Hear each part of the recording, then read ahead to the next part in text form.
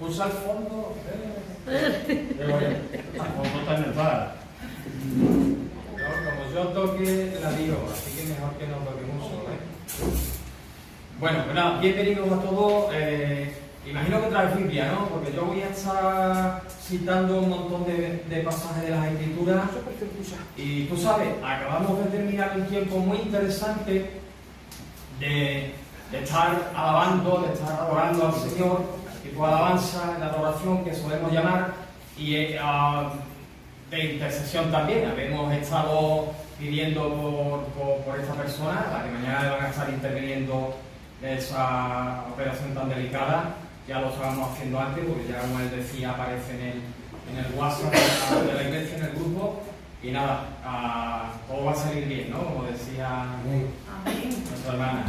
Bien, pues ahora lo que vamos a estar haciendo es algo que hace más de 2000 años ya, o aproximadamente 2000 años, más de 2000 años ya me he pasado, aproximadamente 2000 años ya los primeros cristianos lo hacían.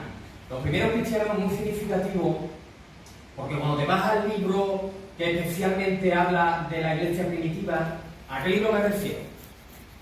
¿Qué libro de la Escritura del Nuevo Testamento habla especialmente de la iglesia primitiva? Los Hechos de los Apóstoles. Ok. A mí me gustaría tener un rato donde participarais también, ¿vale? No pretendo solo compartir. Hay momentos donde pueda comentarte, que pueda leer un pasaje, pueda participar de alguna manera. Si nos fuésemos a Hechos de los Apóstoles, que no lo vamos a hacer, encontraríamos que en la iglesia primitiva había 4 cosas en las que perseveraba. Una era, bueno, ¿quién me puede decir algo? Pastores que no participen, por favor. ¿Quién me puede decir una de las 4 cosas en las que la iglesia primitiva perseveraba? En la oración. En la oración es una. Partimiento del pan 2. Me faltan 2. Los bienes, lo que... Vale, ok. Me siguen faltando 2, aunque esa es válida. No. Bien, bueno, va con Se el reunían. partimiento del pan, se refiere a la mesa del Señor. La comunión. Nuestra hermana, el partimiento del pan se refería a la comunión. Sí, Son maneras diferentes de hacer referencia a una misma experiencia, o mismo eso, la mesa del Señor, el partimiento del pan, la comunión. Se reunían en casas. Se reunían en casas, tenían la comunión, coinonía. Correcto, y la otra sería la doctrina.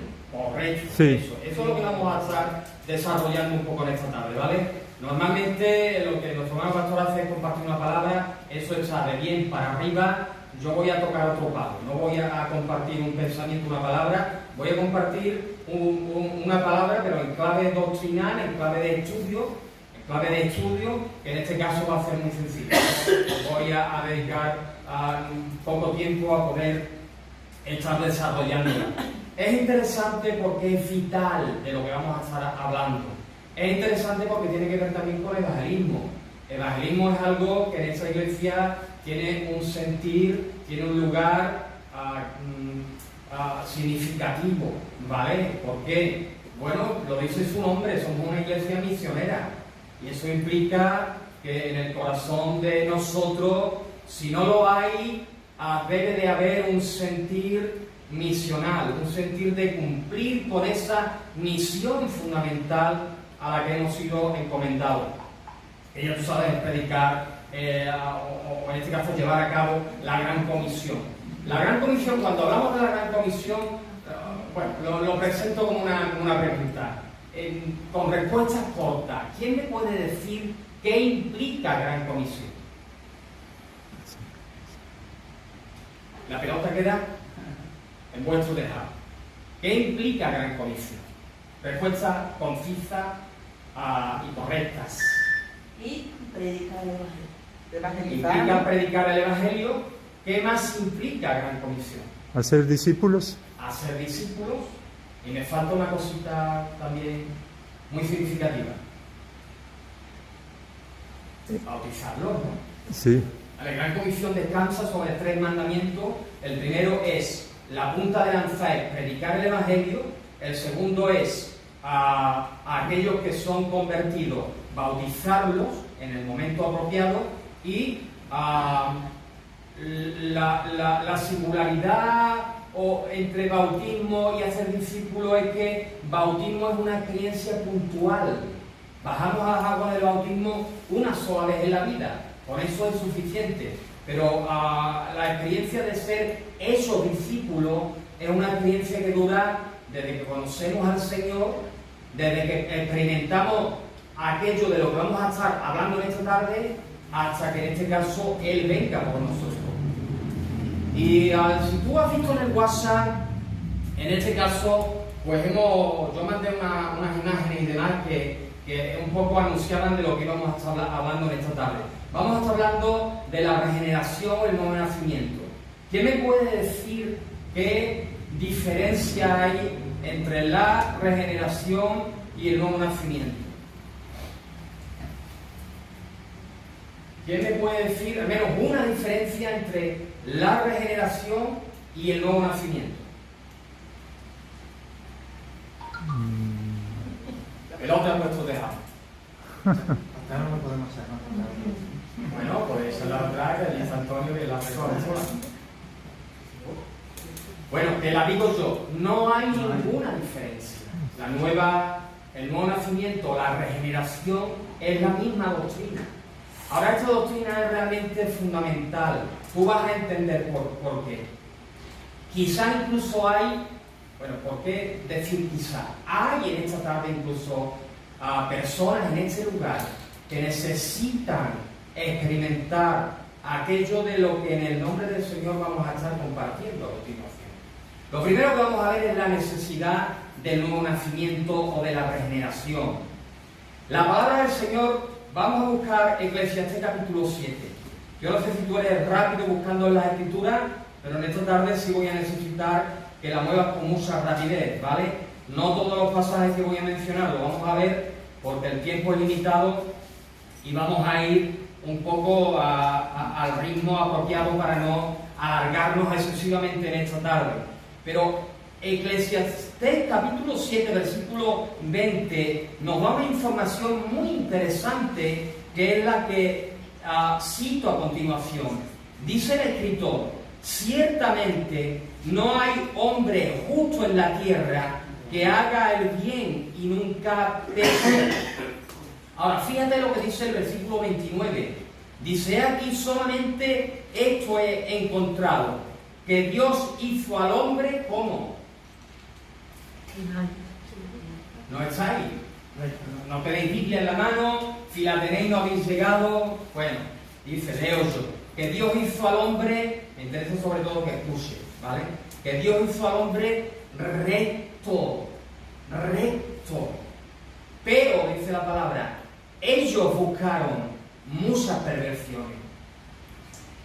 Tú lo sabes, esto no es nada nuevo para ti. Cuando Dios creó al hombre, dice la palabra del Señor, podríamos ir a Génesis, no es necesario, es algo muy conocido. En Génesis encontramos que Dios creó al hombre a su imagen y a su semejanza, que es básicamente lo mismo, aunque no es exactamente igual. Aquí está diciendo que Dios hizo al hombre recto. Recto implica íntegro, moralmente hablando. Ahora, dice la palabra del Señor en este mismo pasaje que ellos buscaron muchas perversiones.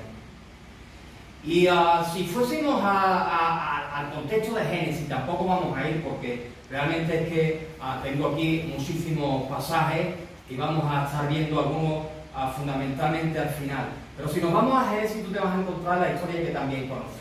Dios crea al hombre a su imagen, a su semejanza, lo crea moralmente íntegro en todos los sentidos y le da una opción para poder evaluar el concepto de libertad que él mismo ha puesto en el corazón del ser humano. Y le dice, mira, todo lo que tú puedes ver a tu alrededor, Adán, esto, Eva, esto es para ti. Esto yo lo he creado para ti. Yo quiero que tú estés al frente de eso. La tierra, la creación, la delego en tus manos. Pero quiero que tengas presente una cosa muy en particular. Y es que de ese árbol que está ahí, el árbol de la ciencia, del bien y del mal, ahí tú no puedes tocar. Bueno, perdón, eso es lo que dijo Eva. ahí de ese árbol tú no puedes comer. Porque además te digo algo, si tú comes de ese árbol, con toda seguridad, ciertamente, con toda seguridad, tú vas a morir. Ahora yo quiero preguntar algo también importante por lo que a mí respecta en ese sentido. ¿Qué implica fundamentalmente la muerte? Si tuvieras que buscarme una palabra sinónima en cuanto a significado de muerte, en cuanto a lo que significa, ¿qué palabra se te vendría a la mente? Separación. Separación, ok, lo bordó, esa es la palabra clave. Muerte implica fundamentalmente separación. Piensa, por ejemplo, en lo que es la muerte física. De eso no quiero dedicar mucho tiempo a esto, pero creo que es importante, ya que estamos en un contexto de enseñanza, enseñarlo, porque sé que algunos no lo vais a conocer y venimos precisamente a aprender de las Escrituras, ¿no? Hay 3 clases de muerte de la que nos habla la palabra del Señor. Una es la muerte física, otra es la muerte espiritual y otra es la segunda muerte. ¿Qué implica la muerte física? Implica que, bueno, pues imagínate, eso nos llevaría a lo que es la esencia del ser humano. La palabra de Dios enseña que el hombre tiene una esencia material o física, que es lo que vemos cuando miramos a una persona. Cuando tú miras a una persona, tú no ves su espíritu, tú no ves su alma, tú ves su cuerpo. Pero la persona, tú, yo, nosotros, el hombre en general, no solo es cuerpo. Sabemos que no solo es cuerpo porque Dios nos ha revelado que el hombre no solo es cuerpo, sino que el ser del hombre está compuesto o de 3 partes, sea cuerpo, alma y espíritu, o de 2 partes, entendiendo una parte física del cuerpo y una parte etérea o espiritual que implicaría el alma y el espíritu. Entonces, ¿qué es muerte física? ¿Qué ocurre cuando una persona, físicamente hablando, muere? Y la llevamos al tanatorio y la enterramos o la incineramos. Lo que ocurre, según las Escrituras, es que su alma, su espíritu, sale de su cuerpo, y ahí viene el término, se separa de su cuerpo. Y cuando sale el alma y el espíritu, el cuerpo se desploma. ¿Se desploma por qué? Porque el alma y el espíritu es lo que dan vida, es donde está la vida que Dios sopló en el Edén, en el ser humano. Entonces, cuando esa vida sale, el cuerpo se desploma. Eso es la muerte física. La muerte espiritual implica, pues, el hecho de que cualquier persona que no tenga una relación personal con Dios, en este caso, con Él, está separado. Estar muerto espiritualmente significa que está separado. No puede acceder a esa relación. Dios la quiere tener. Dios quiere tener una relación con todas las personas. Pero hay algo que impide esa relación, que ya tú sabes qué es. Es el pecado. Hay bueno, dejo lo que iba a decir aparte porque si no, entonces no me centro en eso. Es interesante lo que te iba a decir y si tengo luego tiempo te lo voy a compartir, porque es una manera de hablar con las personas que no conocen al Señor, una manera estratégica, jugando con las palabras, dándole un sentido equivalente al concepto que las personas manejan fuera, pero usando una terminología bíblica. O sea, por ejemplo, mira, ya por eso te lo voy a decir. A las personas, si tú les dices, ayer lo hicimos, estuvimos Paco y yo hablando de unos jovencitos y lo pudimos estar planteando de esa manera. A cualquier persona tú le dices, a ver, lo vamos a hacer de eso aquí. Si yo os preguntara y os dijera, os solicitara, que me levante la mano cualquiera de vosotros que sea perfecto, ¿quién levantaría la mano? Nadie levantaría la mano. Yo esto lo planteé como estrategia la primera vez hace 3-4 semanas en la boda de mi hijo con 150 personas por delante y les planteé esta pregunta. Les dije, necesito preguntaros algo, nada más iniciar el mensaje. Necesito que aquel que sea perfecto me levante la mano. Nadie. Y digo, no te preocupes, porque no solo en este lugar, sino en ningún lugar de Jerez, pero ni en Jerez, ni en España, ni en Europa, ni en el mundo entero, ni en ningún momento de la historia, ninguna época de la historia. Y en el desarrollo de esa misma predicación yo le decía a las personas, a eso que tú llamas imperfección, Dios lo llama pecado. Ese pecado es lo que nos separa de Dios, lo que crea un muro entre el Dios santo, santo, santo y el hombre pecador, el hombre que es transgresor de la ley de Dios, el hombre que es, y esto es un término propio, no lo iba a usar en la boda, omití el hacerlo, pero el hombre que transgrede la ley moral de Dios es un delincuente moral. No sé si el término lo ha oído en una ocasión, yo como que entre comillas lo inventé, es un delincuente moral. Pero digo, no les voy a decir a los que están aquí en la boda de mi hijo que son delincuentes morales y no son capaces de levantarse y marcharse, ¿no? Pero es la verdad, si tú eres pecador, tú eres un delincuente moral, eres un transgresor de la ley del Señor. La segunda muerte es la muerte que aquellos que conocemos al Señor no queremos que las personas que no le conocen experimenten, porque segunda muerte equivale al infierno, equivale a la condenación, equivale ahí viene al término que el hermano nos decía, que es el término apropiado en relación a la muerte, equivale a una separación eterna de la presencia de Dios, donde ya no hay posibilidad de ser restaurado en la comunión con Dios, sino que así como Dios es eterno, así como su palabra o la vida que Él da es eterna, la muerte que Él declara en clave de sentencia a aquellos que rehúsan creer en Cristo, también es una sentencia, una condenación con carácter eterno,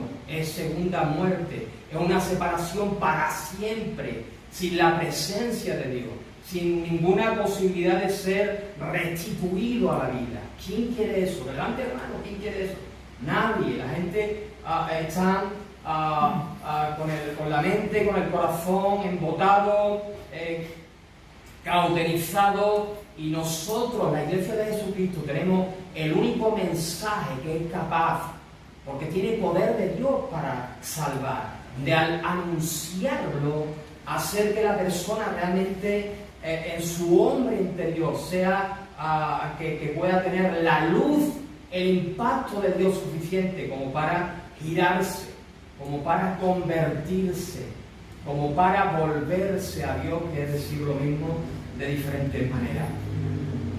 La conversación, podríamos ver, imagínate, pues muchísimos pasajes donde vemos cómo cuando el hombre no desobedeció, ponemos el ejemplo de lo que él decía, mira, todo esto es para ti, Adán, tú puedes disfrutarlo, pero no comáis de ese árbol, porque si tú comes tú vas a morir. Con toda seguridad te lo digo, ellos lo hicieron y ellos murieron. Y te das cuenta, siguieron existiendo, porque la muerte lo que implicó fue una separación espiritual en la comunión perfecta que ellos estaban manteniendo. Pero a partir de ese momento, el hombre se empezó a deteriorar, se empezó a depravar, se empezó a degenerar. Y por eso que el hombre se degenera por el pecado, es necesario una regeneración o nuevo nacimiento, que es de lo que en esta tarde estamos hablando. Hay muchísimos pasajes. Yo, si quieres aprender más sobre esto, te recomiendo en casa que puedas leer, no sé, el capítulo 1, el capítulo 3 de Romanos, y ahí tú vas a ver realmente cómo se habla de esto. Génesis capítulo 6, donde dice la palabra del Señor, 6:5, que todo el pensamiento de las personas era solamente de continuo, nada más que hacer el mal. No pensaban en otra cosa, simplemente en hacer lo malo. Pero párate un momentito, Dios no creó al hombre recto, sí, pero el hombre pecó contra Dios. Y en ese desobedecerle es que el hombre da pie a ese deterioro moral que afecta a toda su conducta, a todo su ser. No solo es que te vas a morir físicamente, es que ya tú pecas en contra de la voluntad de Dios con tu pensamiento, con tu boca, y contumaciones, ¿no? Es una depravación general. Entonces, eso habla de la necesidad del nuevo nacimiento, la regeneración. Porque es necesario, lo vuelvo a decir y continúo, es necesario la regeneración o nuevo nacimiento. Es necesario porque el hombre se degeneró al darle la espalda a nuestro Dios. Ahora, hablamos por un momento también de la importancia del nuevo nacimiento.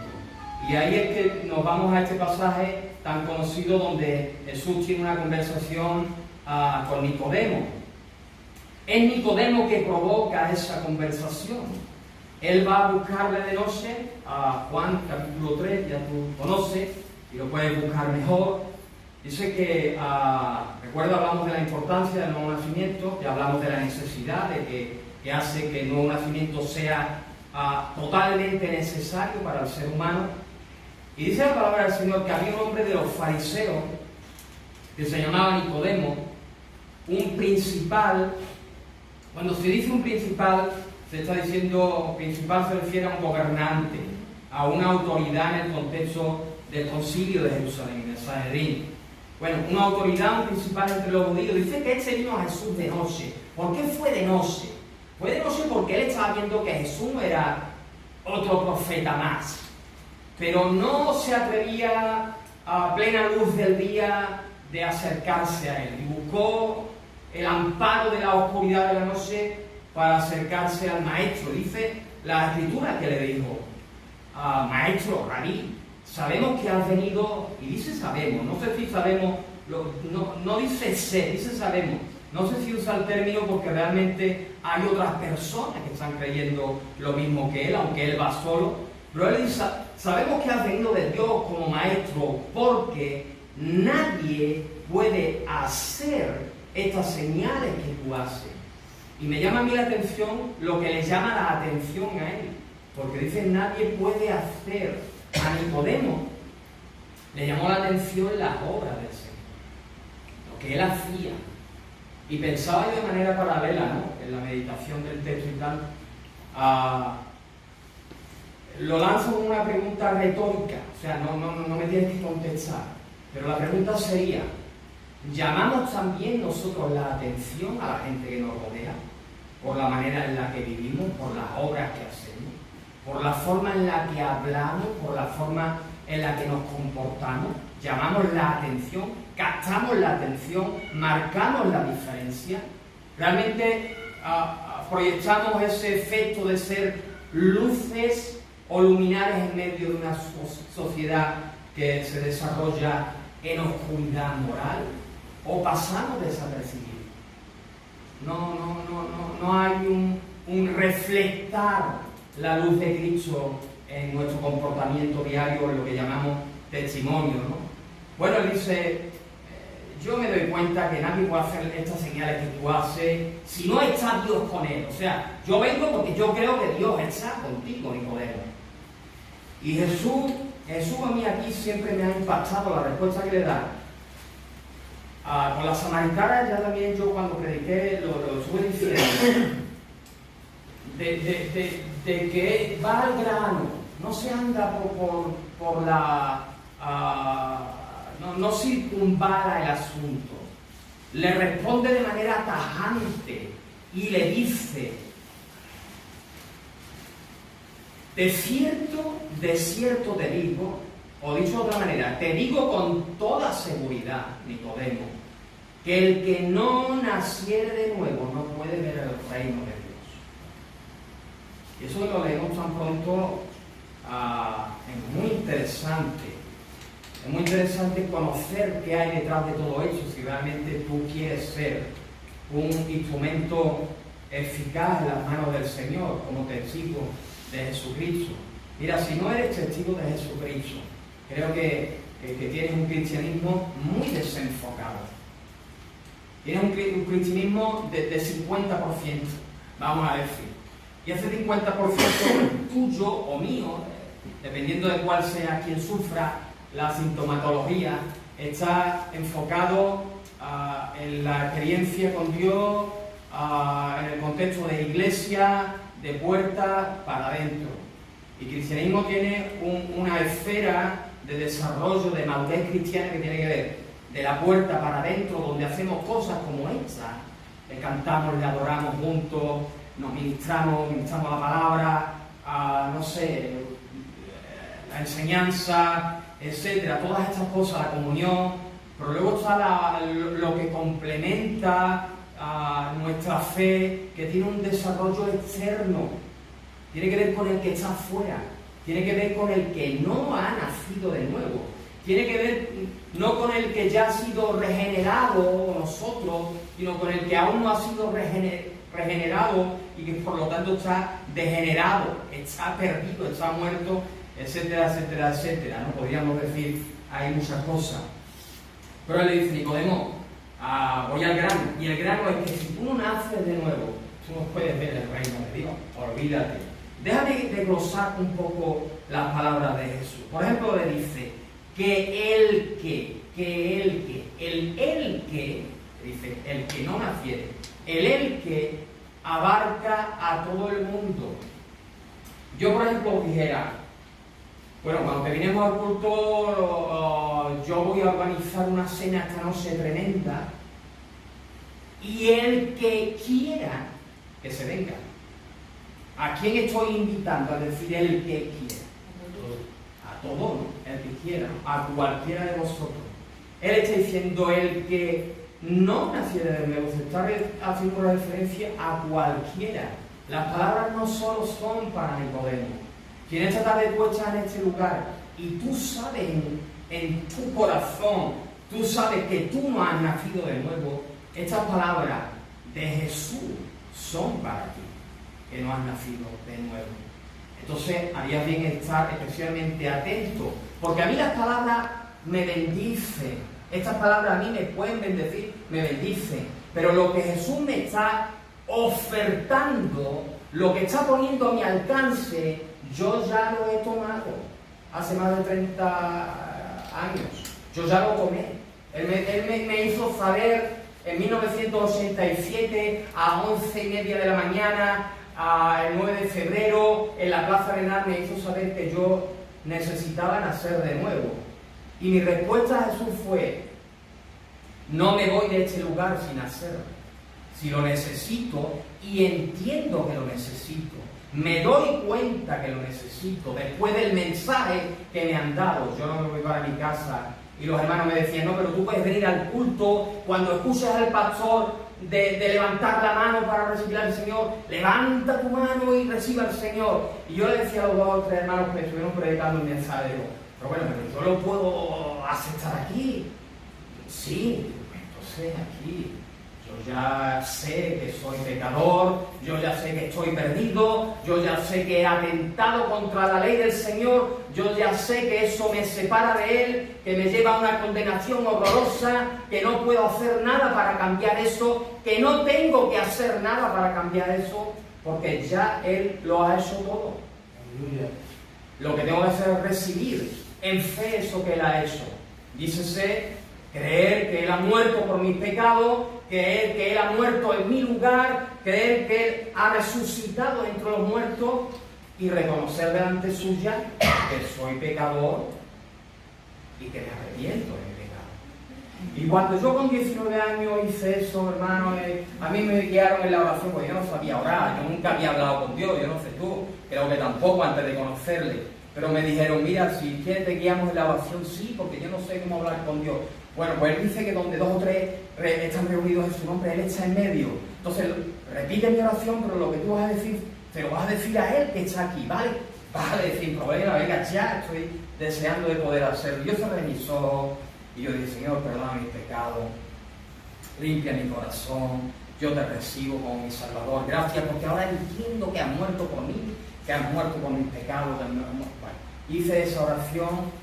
Y yo me fui para el hospital, que iba para el hospital, después de estar meses en mi casa con depresión, dándole puñetazos a las paredes de madrugada. Cuando yo llegué al hospital, después de haber recibido al Señor en mi vida, a mí las enfermeras me decían, ¿de dónde viene? ¿Qué pasa? Me veían una alegría en la cara, me veían algo que yo no sabía lo que era. Lo entendí luego. que era el gozo del Señor, que era el gozo de la salvación. Aleluya. Pero esas mujeres me decían, tú estás enfermo, de verdad que tú estás enfermo, tú tienes una cara de venir de la feria, ¿pero qué te pasa? Porque, bueno, es algo que Dios no lo hace siempre, no me preguntes por qué, no es un requisito. No te conviertes y tienes que sentir un gozo especial, o el gozo del Señor, o el gozo de la salvación. Eso es algo que tú lo abrazas por la fe. Pero hay momentos donde Dios sí se place darlo, ¿no? Como cuando a uno le da la lengua y a otro no. Da el gozo de la salvación y yo iba andando, yo iba flotando, yo iba andando y yo iba sonriendo. Yo no sabía qué había pasado conmigo hasta que, bueno, ya con el tiempo tú vas comprendiendo que es que acababas de nacer de nuevo. Acababas de nacer del Espíritu, acababas de ser engendrado por Dios, acababas de recibir vida, salvación, vida eterna en Cristo Jesús. O para no estar, en este caso, contento. El que se refiere a todos, el que se refiere a cualquiera, el que, pues el que no naciere de nuevo, díselo más tarde, no puede ver el reino de Dios. Si el que no naciere de nuevo no puede ver el reino de Dios, nacer de nuevo implica una condición, un requerimiento del cielo, una clave para poder ver el reino de Dios. Y ver el reino de Dios equivale a ser salvo. Ver el reino de Dios equivale a experimentar la salvación. ¿Qué le está diciendo Jesús en síntesis, en definitiva? ¿Qué le está Jesús diciendo a Nicodemo? Le está diciendo, si no naces de nuevo, tú no te vas a salvar. Si no naces de nuevo, tú te vas a condenar. Si no naces de nuevo, tú no vas a poder experimentar el reino de los cielos. Así que esto es serio. Porque si cualquier persona que esté aquí en esta tarde, o que esté fuera en cualquier lugar, cualquier persona, recuerda que esto es para todo aquel que no ha experimentado un nuevo nacimiento, realmente está privándose de la salvación de su alma. Está expuesta a la segunda muerte, está expuesta a la condenación. La condenación es real, tristemente tenemos que decir que es real, tan real como el cielo mismo. Jesús habló de esas dos realidades que están más allá de la muerte física. Habló del cielo y a nosotros nos dijo, no se preocupen, no se turben, yo me voy, pero voy a preparar un lugar para vosotros allí en el cielo. Y cuando ya esté todo arreglado y la iglesia haya llegado a su culminación, los que hayan de ser salvos, hayan sido salvos, yo voy a regresar y yo voy a llevar conmigo para que estéis conmigo por toda la eternidad. Jesús habló de ese lugar donde nuestra hermana Mercedes nos citaba el domingo en el culto, en Apocalipsis 21, que es un lugar, bueno, es el cielo, ¿qué te voy a decir? Ya no va a haber muerte, ahí no va a haber dolor, ahí no va a haber enfermedad, ahí no va a haber injusticia, ahí no va a haber pecado, ahí no va a haber nada de lo malo que hay en esta sociedad, va a haber en ese lugar. Yo quiero estar en ese lugar, yo voy a estar en ese lugar. Pero Jesús habló más incluso del otro lugar, de la condenación, del infierno. ¿Por qué? Bueno, imagino que le preocupaba al dejar claro ese mensaje al hombre de que hay un lugar de condenación, de que si tú pecas contra Dios, tú no puedes evitar el juicio de Dios sobre tu vida. Y es por eso que estamos hablando de la importancia de ser regenerado, o de la importancia, dicho con ese concepto que te es más familiar, de nacer de nuevo. ¿Cuál es el método para nacer de nuevo? ¿Cómo yo puedo nacer de nuevo? Bueno, el mismo pasaje te lo está diciendo, mira, lo tienes delante. De cierto dice Jesús, el que no naciere de nuevo no puede ver el reino de Dios. Y ese hombre, que era un maestro en la religión judía, se sorprende y él dice, bueno, ¿cómo es posible que un hombre siendo viejo pueda nacer otra vez? ¿Puede acaso entrar por segunda vez en el vientre de su madre y nacer? Y Jesús le dice, no te equivoques con eso, yo te voy a decir, de cierto te digo, de igual manera, Nicodemo, con toda seguridad tú tienes que saber que el que no naciere del agua y del Espíritu no puede entrar en el reino de Dios. Entrar en el reino de Dios, ver el reino de Dios, ya lo he dicho, equivale a ser salvo, a entrar en el cielo, a establecer una relación personal con el único Dios verdadero en esta tierra y mantenerla por toda la eternidad. Entonces, bueno, ¿cómo? Jesús dice, la forma en la que el hombre, la mujer puede nacer de nuevo, pasa por nacer de agua y nacer del Espíritu. Y déjame simplemente aclarar un poco ese concepto, a menos que todo el mundo lo sepa. Si todo el mundo sabe qué quiere decir Jesús con eso de nacer del agua y nacer del Espíritu, yo me salto todo eso y voy al apartado final, al punto final. ¿Todos saben qué es nacer del agua y del Espíritu? Y si todos saben, ¿alguien lo puede explicar? Porque claro, la realidad es que no, es así. Pero para eso estamos aquí. Nacer del agua implica, fíjate, lo que dice Santiago capítulo 1, versículo 10. Hermano, hermana, nacer del agua significa nacer de la palabra, nacer de la palabra. Ya te anticipo que significa eso, se me cae la Biblia a trozo. Fíjate lo que dice Santiago 1:18. Santiago 1:18 dice, Él, Dios, de su voluntad nos hizo nacer por la palabra de verdad. Nos hizo nacer por la palabra de verdad. ¿Cómo nos hizo nacer Jesús? Por la palabra de verdad. Santiago dice eso. Primera de Pedro, capítulo 1, versículo 23, dice, siendo renacidos, ¿te das cuenta del concepto? Renacidos, nacidos de nuevo, siendo renacidos no de simiente corruptible, no a consecuencia de la intervención de un hombre, simiente. El término simiente es muy significativo, lo dejamos ahí, pero él dice, siendo renacidos, vueltos a nacer, no de simiente corruptible, sino de incorruptible. Y a continuación dice, por la palabra de Dios.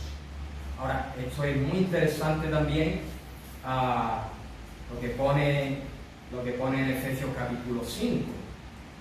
Ya, esto no es como antes cuando nos sentamos, todo el mundo tenía su Biblia en la mano, el papel, el pastor decía, no hay ganas de cuánto, y iba todo el mundo y se escuchaba personas. Ahora ya no, ahora el que no trae Biblia, o el que no la sabe manejar, o el que lo hace con un teléfono, que también está bien, ¿no? Santiago 5:25 dice, fíjate que esto es muy interesante para entender eso de nacer del agua, ¿qué significa? Jesús le dice a los maridos, maridos, amad a vuestras mujeres como Cristo ama a la iglesia y se entregó a sí mismo por ella, para santificarla, habiéndola purificado a su iglesia en el lavamiento del agua por la palabra. Entonces, cuando Jesús está diciendo que para nacer de nuevo uno tiene que nacer del agua, está diciendo que tiene que nacer de la palabra. Pero dice también que tiene que nacer del Espíritu. Y la palabra de Dios lo que nos enseña, para no entrar a estar buscando más pasajes, si lo quieres luego me lo dice, yo te digo cuáles son algunos de ellos. Nacer del agua, nacer del Espíritu, hacen referencia el agua a la palabra de Dios y el Espíritu, pues al Espíritu Santo. En esa realidad que Jesús llama el nuevo nacimiento, es una experiencia espiritual. Y para que esa experiencia de una persona nazca de nuevo se dé, hay un instrumento que se debe de usar, y es la palabra de Dios. La palabra de Dios que queda simbolizada, tipificada, figurada bajo el concepto del agua. Luego vemos algo al respecto para terminar. Y hay un agente divino, ya tú sabes, Dios es uno, pero Dios se revela en su palabra bajo la persona del Padre, bajo la persona del Hijo, bajo la persona del Espíritu Santo. Es el Espíritu Santo el que, conforme a la palabra de Dios, sabemos que es quien actúa, hermano, hermana, cuando predicamos el Evangelio, usando la palabra que tú o yo anunciamos a la persona a la que le estamos predicando. Él, el Espíritu, usa la palabra que tú le estás dando. No es una palabra cualquiera. Porque ¿a qué nos envió Jesús? Alguien lo dijo antes, en el contexto de la Gran Comisión. ¿A qué nos envió? ¿Quién me lo repite? ¿Quién me lo recuerda? Dijimos 3 cosas. La primera, la más importante, o la inicial, importantes son las 3. Cumplir la Gran Comisión, que implica inicialmente ir y predicar el Evangelio. No dudes. Si dudas es porque no lo tienes claro. Predicar el Evangelio. Luego, si la persona se convierte, si la persona nace de nuevo, entonces entramos a darle a conocer todas las cosas que Jesús nos ha dejado para que la persona crezca en la fe, para que se santifique, para que madure, etc. Y en el desarrollo de esa relación que comienza con el Señor, hay un momento dado donde tiene la experiencia de bajar a las aguas del bautismo. Le bautizamos en el nombre del Padre, del Hijo y del Espíritu Santo. Pero cuando nosotros estamos, se me fue lo que iba a decir, perdí el hilo. Cuando nosotros estamos predicando esa palabra, el Espíritu Santo te está queriendo usar a ti, queriendo usar a mí, realmente queriendo usar a cada creyente. Porque como nos repiten tanto desde el púlpito, y gloria a Dios por eso, yo también soy muy repetitivo en ese sentido, o menos en relación a las cosas que realmente son especialmente importantes, ¿no? Ayer me recordaba Paco las palabras de Pablo cuando él decía, bueno, a mí no me importa repetir la misma cosa porque para mí no es una molestia, ¿no? El predicar la palabra, el Evangelio, no es una palabra cualquiera. Cuando tú te acercas a una persona a predicar el Evangelio, lo que te ha encomendado el Señor es predicar el Evangelio. No es que te acerques a la persona y le cuentes la Biblia entera. No es que le hable desde Génesis hasta Apocalipsis. No, a eso no hemos sido enviados.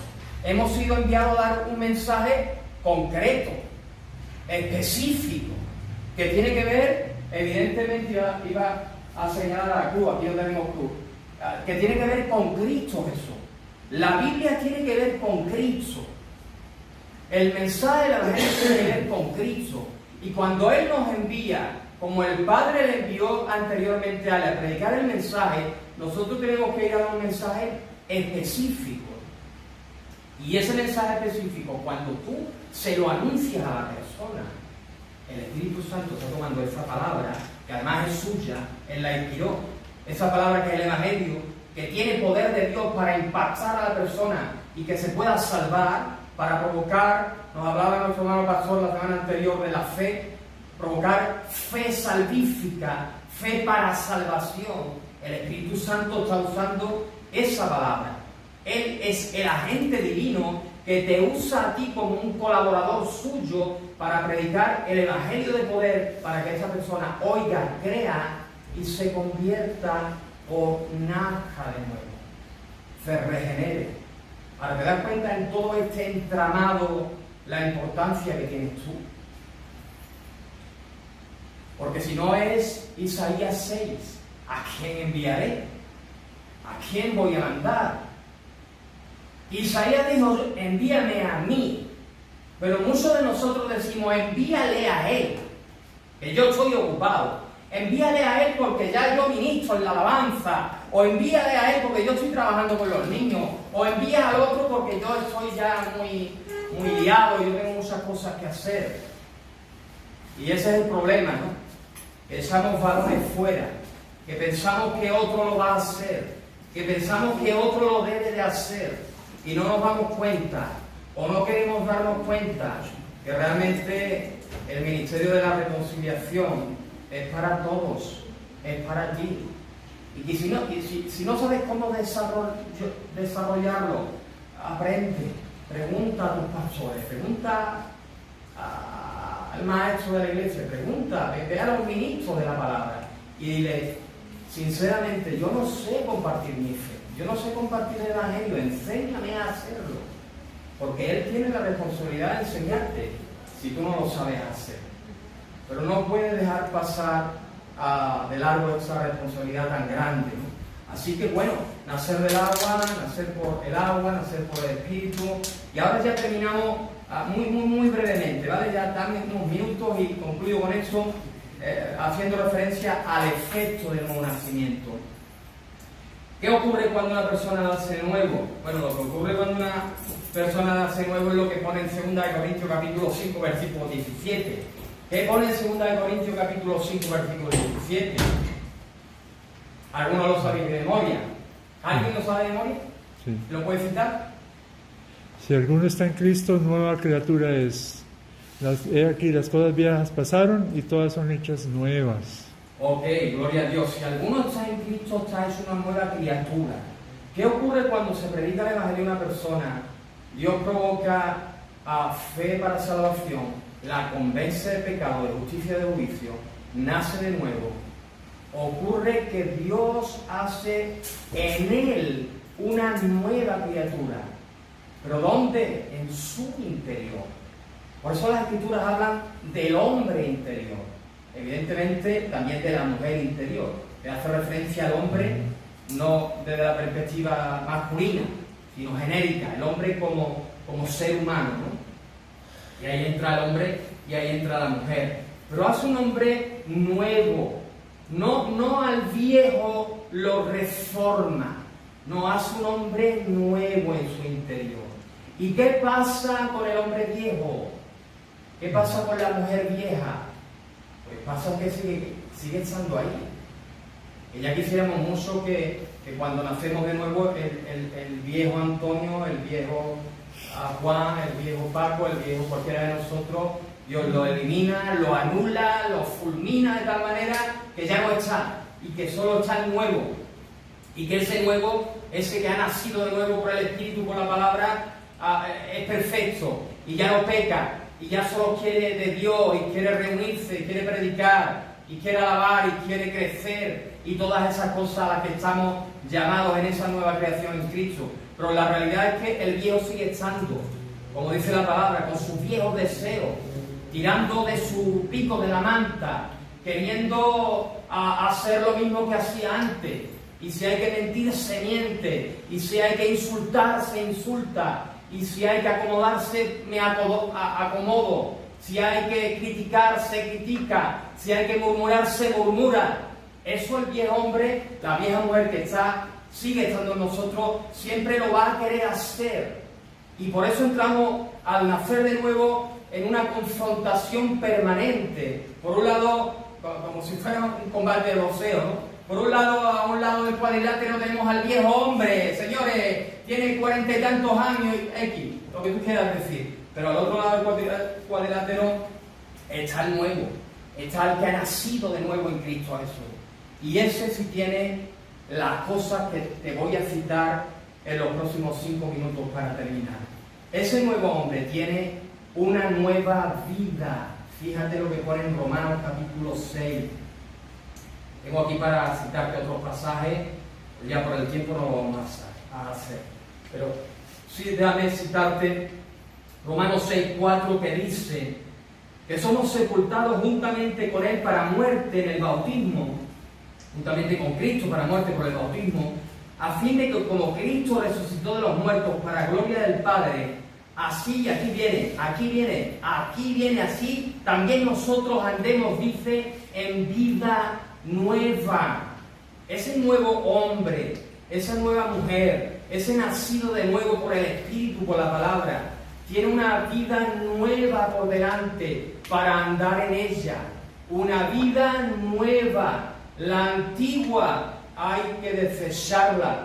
El viejo hombre con su viejo pensamiento, con sus viejas costumbres, con sus viejas actitudes, con su etcétera. Hay que desvestirse, dice la palabra, despojarse de ese viejo hombre, como si fuera un vestido sucio, y vestirse del nuevo hombre, que significa vivir en esa nueva vida que nos dice el apóstol en este pasaje y en otros muchos lugares, ¿no? Ahora, es interesante porque no solo cuando nacemos de nuevo, y estas cosas que digo, pues tienen que estar en tu vida. De hecho, si estás en Cristo, y estás en Cristo por la fe, lo estamos todos, los que estamos ahora ya aquí, estas cosas que menciono, pues son para nosotros. Dícese, tenemos una nueva vida en Cristo Jesús, pero tenemos también, fíjate, en 1 Corintios capítulo 2, versículo 16, dice, porque ¿quién conoció la mente del Señor? ¿Quién le instruirá? Mas nosotros, ¿quién son nosotros? La iglesia, tenemos, dice, la mente de Cristo. Tú tienes la mente de Cristo. ¿Qué significa eso? Eso significa mucho más de lo que yo te puedo decir en esta hora. Pero una de las cosas que sí que te puedo decir que significa e implica tener la mente de Cristo es que en ti está el sentir por el Espíritu que hubo en Cristo. Y el sentir fundamental, entre otras cosas que se podría mencionar, que hubo en Cristo, fue el de sujetarse a su Padre, el de obedecer a su Padre. Él dijo, yo he venido a hacer, no he venido a hacer mi voluntad, yo he venido a hacer la voluntad del que me envió. Tener la mente de Cristo implica ese deseo de andar conforme a la voluntad del Señor. Esto es mucho más amplio, solo es un bosquejo de lo que tú tienes o lo que tú puedes tener si tú naces de nuevo, ¿no? Tienes una nueva vida, tienes una mente nueva, pero tienes también, y este pasaje es muy interesante, si tú puedes buscarlo, yo te lo voy a agradecer y tú te vas a alegrar que lo puedas leer. Yo lo conozco hace muchísimos años, y es que en el Antiguo Testamento, Ezequiel 36, esto es ya para terminar. En el Antiguo Testamento, es el último pasaje que vamos a estar viendo. En el Antiguo Testamento ya se nos hablaba del nuevo nacimiento. Qué curioso, en clave profética. Ezequiel 36, versículo 24 en adelante, él le está diciendo a Israel, ¿no? Y curiosamente la iglesia ha experimentado esto antes que Israel. Pero él le dice, yo voy a tomar de las naciones y os recogeré de todas las tierras y os traeré a vuestro país. Les dice que los va a recoger de las naciones y los va a traer a su país, porque antes le había dicho, os voy a esparcir por vuestra desobediencia. Y así ocurrió. Israel fue esparcido por todas las naciones, pero el Señor, en clave profética, le había dicho, te voy a esparcir, pero te voy a recoger también, que es lo que le está diciendo aquí. Yo te voy a tomar desde las naciones, yo te voy a recoger de toda la tierra y te voy a traer a tu país, a tu tierra. Ahora, fíjate lo que dice a continuación. Esparciré sobre vosotros, recuerda, agua limpia. Se está refiriendo a la palabra. Y evidentemente seréis limpiados ¿de qué? De todas vuestras inmundicias. Eso ocurre en el nuevo nacimiento. Él limpia el corazón por la sangre de Cristo. Así que dice, esparciré sobre vosotros agua limpia, seréis limpiados de todas vuestras inmundicias, de todos vuestros ídolos os limpiaré. Ahora, ¿qué tenemos además de una nueva vida, una nueva mente cuando nacemos de nuevo? Tenemos un nuevo corazón. Dice el versículo 26, os daré corazón nuevo. Y más adelante al final dice, quitaré de vuestra carne el corazón de piedra y os daré un corazón de carne. Entonces está diciendo a Israel, y aquellos que nacen de nuevo lo experimentan, nosotros lo hemos experimentado ya en Cristo. Yo te voy a limpiar con mi palabra. Yo te voy a limpiar por lo que Jesús hizo en la cruz del Calvario, derramar su sangre para limpiarte. Pero yo te voy a dar un corazón nuevo, un corazón de carne. ¿Qué implica eso de un corazón de carne? Encontrarse con un corazón de piedra que Él dice que va a quitar. Implica que cuando uno nace de nuevo, nos da un corazón sensible, un corazón con anhelo, con deseo de hacer, en ese caso, la voluntad de Dios. Así que no sé si estás tomando nota, pero fíjate, te vuelvo a recordar una vez más. Cuando tú naciste de nuevo, Dios te dio una nueva vida, te dio una mente nueva, como la de Cristo, te dio un corazón nuevo. El pasaje sigue diciendo, porque aquí no termina eso, dice, os daré un corazón nuevo y pondré espíritu nuevo dentro de vosotros. Así que cuando nacimos de nuevo en Cristo, no solo Él nos da un corazón nuevo, nos da un espíritu nuevo. Hermano, qué bueno, ¿no? Un espíritu nuevo. Y eso parece cualquier cosa, pero es que esto no se compra. Esto no vas a Hipercore y dices, bueno, dame un par de espíritus nuevos por si no se me rompe. No, esto no se compra. Esto es un regalo que solo Dios puede dar. Un espíritu nuevo para nosotros. Lo tenemos en Cristo.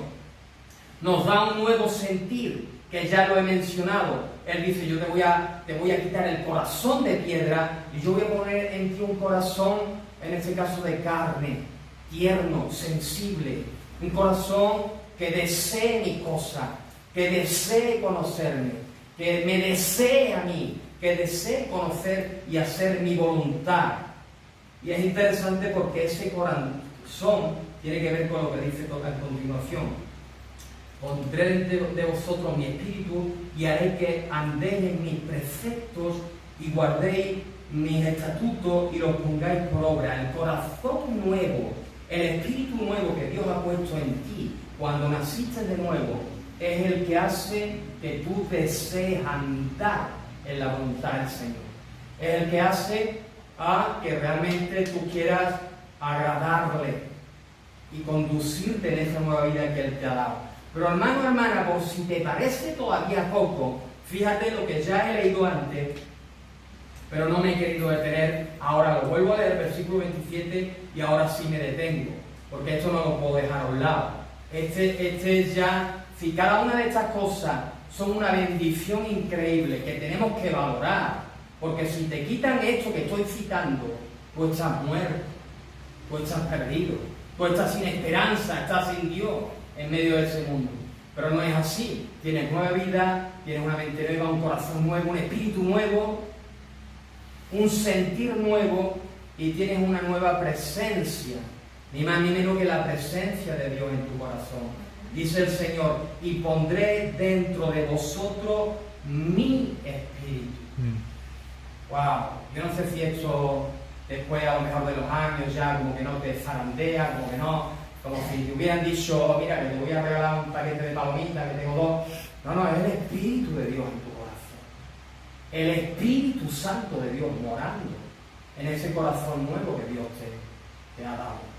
Y ese Espíritu es el que, haciendo morada permanente en cada uno de nosotros, está con nosotros todos los días que está el fin del mundo. ¿Recuerda las palabras de Jesús, la condición al final?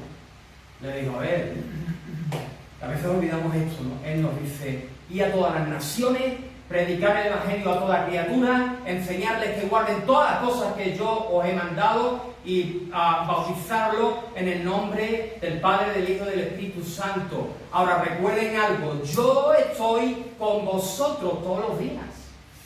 Que no es que os digo que vayáis y yo me quedo aquí esperando o no sé, las cosas del cielo. No, yo, Jesús te dice a ti, me dice a mí, nos dice a la iglesia, yo estoy contigo.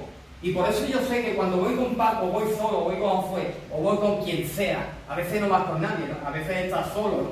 Y empiezas a predicar en evangelismo mínimo, en el contexto de un momento evangelístico, mínimo siempre hay 3 personas.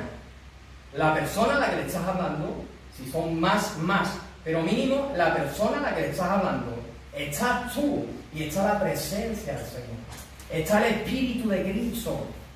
Y Él trabaja juntamente contigo en lo que ya hemos dicho. En usar la palabra que tú le comunicas en el nombre de Cristo para convencerla del pecado. Para que se dé cuenta que sin Cristo está perdida y llevarla a la posibilidad de salvación. Así que termino aquí con esto y bueno, Dos cosas. Una, si ya estás en Cristo, ya tú sabes, pues gloria, qué bueno que lo has hecho, qué bueno que hace no sé cuántos años, no sé en qué lugar, yo ya te dije que hace 33, 34 años, con 19 años, me predicaron el Evangelio, yo sé exactamente dónde, cuándo me convertí y por qué. Y yo sé que todas esas cosas que he citado, y muchas cosas más, las tengo, así como las tienes tú, que estás en Cristo. Pero si tú estás en esta tarde, en este lugar, y tú sabes que tú no estás en Cristo, yo te voy a invitar a que hagas una oración, si tú quieres, en tu corazón, como yo la hice hace el tiempo que te he citado. Yo sabía que, yo en ese momento, con 19 años, entendí por primera vez que yo era pecador, que yo estaba viviendo de espalda a la voluntad de Dios. Y entendí que eso tiene una consecuencia, que no es que hago lo que me da la gana y aquí no le tengo que dar cuentas a nadie. No, Dios ha establecido, dice la palabra del Señor, un día en el que nos vamos a presentar delante de su presencia y le vamos a tener que dar cuenta. Y sabes algo, Él conoce todo de ti, todos tus pensamientos, tus acciones, tus palabras, tu vida la tiene registrada, dice la palabra del Señor. Y cuando ponga ese expediente delante tuya, lo que va a encontrar, lo que tú vas a tener que reconocer, quieras o no, es que eres culpable. Es que eres culpable, es que eres imperfecto, es que eres pecador. Y Dios dice su palabra, yo soy un juez justo. Y si tú eres culpable, yo te voy a condenar por toda la eternidad. Si no te condeno siendo culpable, yo no sería un juez justo. Pero porque soy un juez justo, yo te voy a condenar. La buena noticia que predicamos del Evangelio, ¿cuál es? Esa que tanto me gusta predicar con Josué, con Orihuela y con todo el que viene. De que tú no tienes por qué ser condenado. De que Jesús, el Hijo de Dios, en la cruz del Calvario, entregó su vida por ti, murió por tus pecados, murió por todo lo malo que tú has hecho, has dicho o has pensado. Y al tercer día Él resucitó de los muertos, para que puedas entender que si tú le entregas tu vida, Él tiene poder y Él tiene autoridad para perdonar tus pecados, para darte salvación de tu alma y para darte vida eterna. Cuando yo entendí esto con 19 años, ya antes lo dije, lo digo de nuevo, yo les dije a los hermanos, yo no me voy de este lugar sin yo entregarle mi vida a Cristo. Y ellos me dijeron, si quieres entregarle tu vida a Cristo, haz una oración de corazón, díselo a Él. Y yo cerré mis ojos, yo repetí esa oración, creyendo que se la estaba diciendo a Él, que estaba allí, presente. Y Él perdonó mis pecados, me dio la salvación de mi alma y me dio el regalo de la vida eterna.